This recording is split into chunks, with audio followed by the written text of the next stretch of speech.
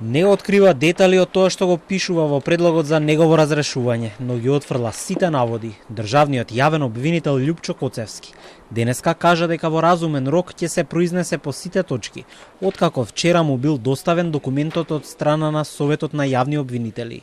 Ова следува откако владата пред еден месец покрена постапка за разрешување на Коцевски и го задолжи Министерството за правда да ги започне неопходните активности. Според власта, главна причина за смена на државниот обвинител е нарушената доверба во судството.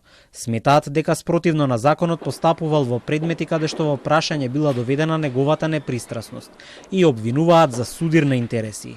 Останувам на тоа дека од она што имав можност да го разгледам, дека во предлогот нема ни еден основ за утврдување на тешка дисциплинска повреда. Од прилика се повикува на она истото што беше во медиумите истакнато во последниот период.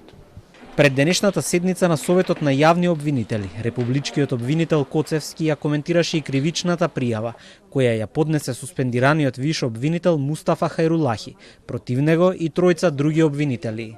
Пријавата е за злоупотреба на службена положба и овластување.